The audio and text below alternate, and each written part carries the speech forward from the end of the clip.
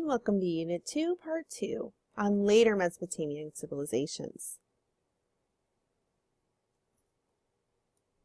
The Akkadians occupied a more northerly section of Mesopotamia and, for a time, coexisted peacefully with Sumer. However, in about 2300 BCE, the Akkadians settled in Sumer and overtook it. The Akkadian Empire was ruled from the city Akkad, the site of which is unknown in present day. Sargon I may be represented in the head of an Akkadian ruler. This head is a piece of copper and probably one of the earliest known hollow-cast metal alloy sculptures in Western art.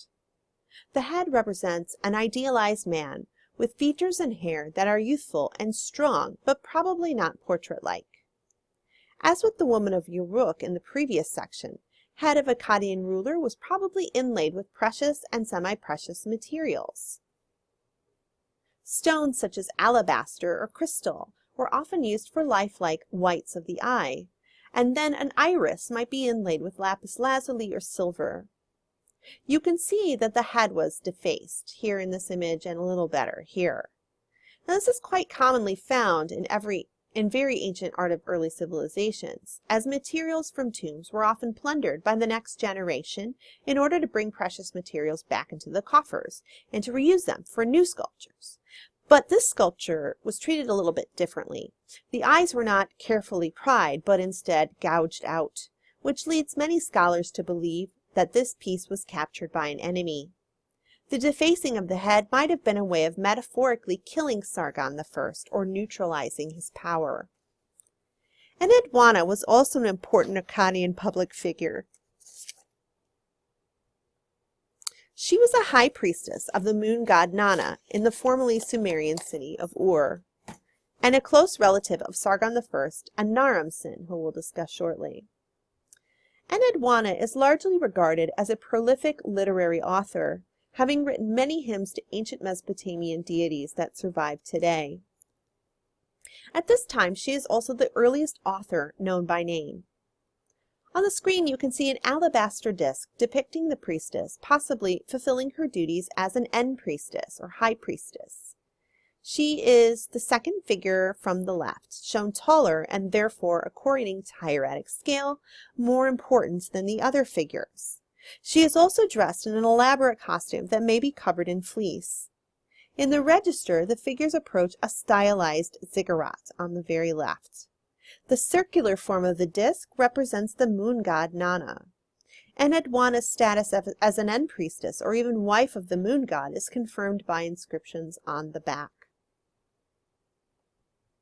The Stela of Naram-Sin is a significant work of the Akkadian culture.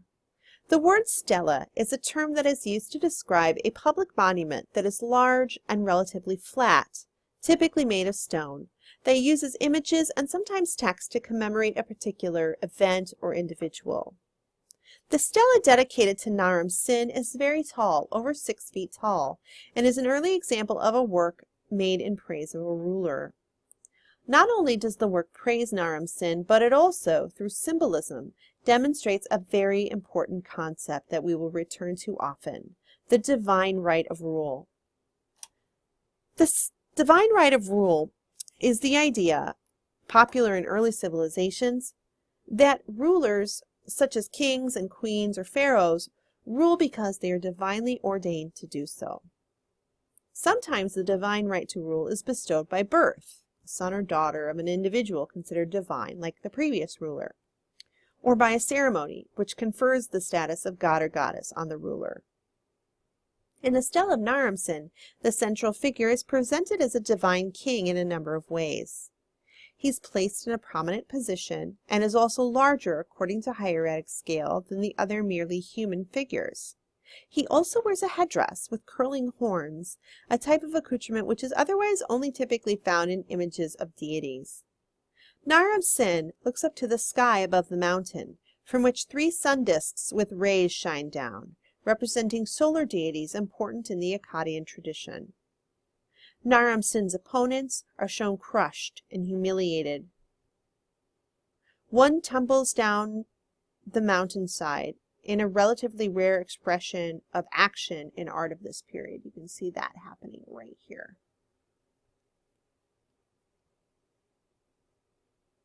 Though Naram Sin and the other figures are shown typed in profile as they would be in a register, they're placed in an interesting spatial configuration, in which it seems the figures occupy different levels of the mountain. This makes the stela even more interesting for its atypical and innovative depiction of space.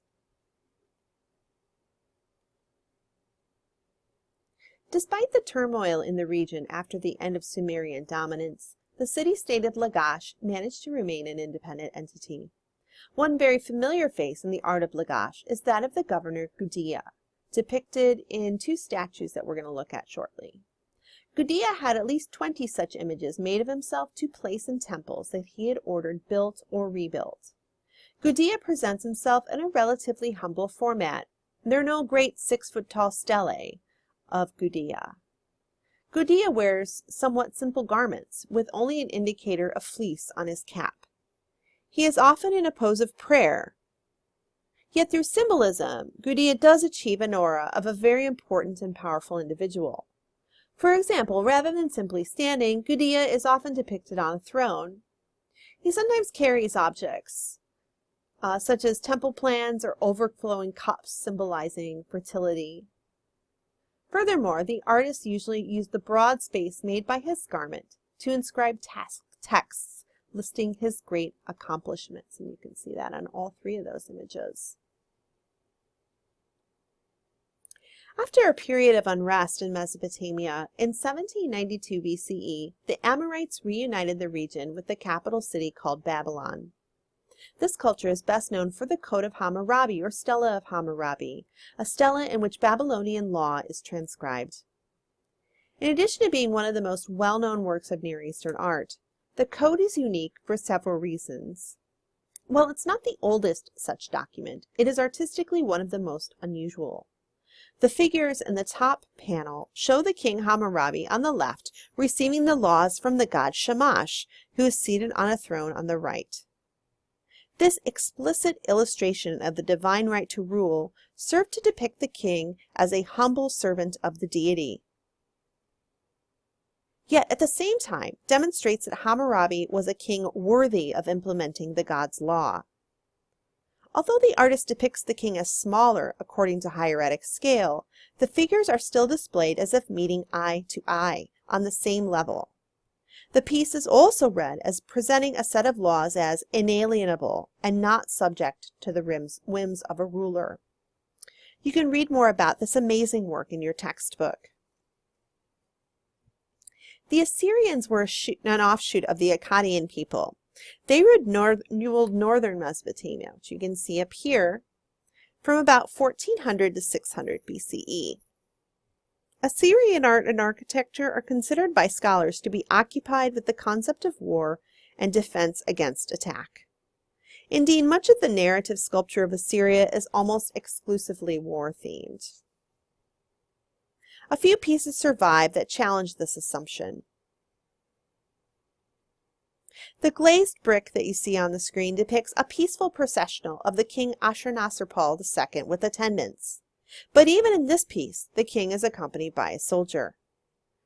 Relief carvings, such as the two of Ashurnasirpal and the Queen in the Garden, I don't have that one, but I do have Ashurnasirpal killing lions, celebrate rulers as powerful, wealthy, and virile and triumphant. Ashurnasirpal II killing lions is also a great early example of narrative. The register in which the action is depicted describes a story of a glorious event in the king's life. The architecture of the Assyrians was similarly glorifying, as well as defensive and militaristic. The walled city or citadel of Sargon II at Khorsabad had the king's palace and other important civic structures, including a multi-tiered ziggurat, which you can see over here, and a throne room for receiving visitors, which you can see here. These were all atop a platform. The various gates and entries to the citadel were guarded by anthropomorphic creatures called lamassus. Several sets of lamassu occupied the citadel. One pair can be seen, I think I have an in situ photograph, yes I do, meaning in its original location, while another is seen in a museum. Like the lyre in the previous section, the lamassu contains symbols of the desirable attributes of animals combined with a human and godlike form. Eagle's wings and a lion or bull's body. You can see a lion here with the toes. It's hard to see, but here is a bull, as you can see of the hooves, are combined with the bearded head of a male human and the horned headdress of a god, similar to those seen in Cone of Hammurabi and the Stela of Naram Sin. These fearsome creatures flank doorways in a protective and heraldic manner. Placement of such protective figures is common in the palace architecture of early civilizations in the West, and in some non-Western cultures as well. The former city of Babylon experienced a resurgence of power in the 7th century BCE. With the Medes, the so-called Neo-Babylonians conquered the Assyrians and controlled a large portion of the Near East. Nebuchadnezzar II was the most famous Neo-Babylonian ruler, as he is described in Jewish history as having oppressed the Jews and destroyed Jerusalem and its holy temple. It is unclear if this ruler, who built the Ishtar Gate for his palace, was actually the same individual from the Old Testament. The Ishtar Gate is a remarkably well-preserved piece of kiln-fired brick architecture that once served as a gate through which passed processionals into and out of the temple district of Babylon, as you can see in this illustration. The gate is adorned with glazed bricks, meaning they were painted with a silica paint that melted and vitrified to a glassy surface when fired. These glazed bricks depict animals, including lions, which are symbols of the goddess Ishtar, a version of the Sumerian goddess Inanna. The creatures stride in a heraldic way similar to the lamassus. They also are depicted in profile, as is still preferred in two-dimensional art at this time. The crenellations, or notches in the top of the gate, look defensive, but were probably intended to look decorative. So now we're going to talk about a few artworks from Near Eastern cultures that are either not based in Mesopotamia or were ruled by forces who came from outside the immediate region. The Elamites. The Elamites civilization was as old as the Sumerian culture, beginning around 3000 BCE, just to the east of Mesopotamia in Iran. Susa in Elam was known as a pottery and ceramic center. The beaker from Susa is an excellent example of the thousands of early decorated vessels found there. A statue of a queen, seen on the screen, is a fairly typical of art from the Near East in general, as we've seen. But Susa is somewhat well known for interesting anthropomorphic images, such as fish-tailed or winged women, women with goat's head, or fish-tail goats. Susa was also known for its fiber arts. You can see a depiction of a woman spinning in the molded bitumen sculpture on the screen.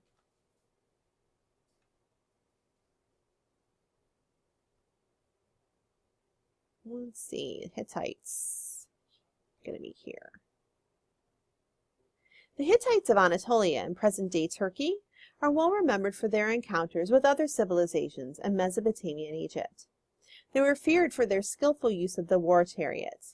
While little remains of their remarkable and imposing citadels, one such structure remains in the ruins of the capital city of Hattusha, also now known as Boghazköy. Two lion figures emerge from the walls at the gate of the citadel. The one on the right side of the gate, which is less eroded, still appears to roar at the viewer. This device, which we've already seen at the citadel of Sargon II, will also be popular in the defensive architecture of other early civilizations.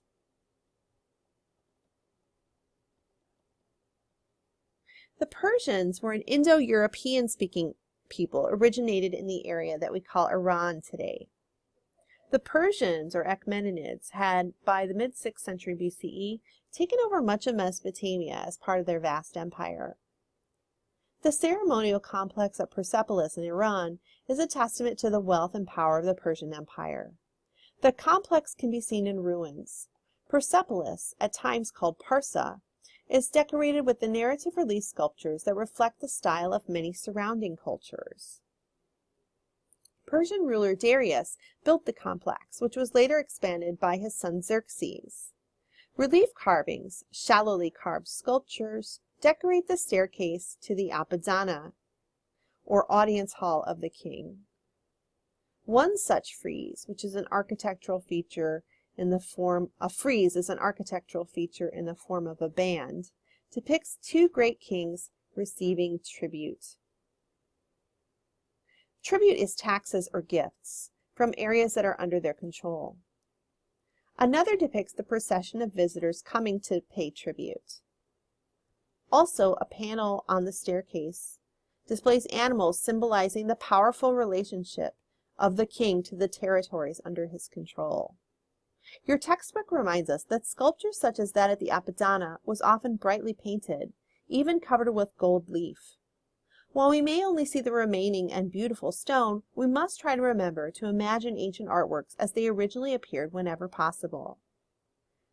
The Apadana, like the central court of Sargon II, is raised up on a platform to overlook the rest of Persepolis. The audience hall had the capacity to hold thousands, but though these artworks and structures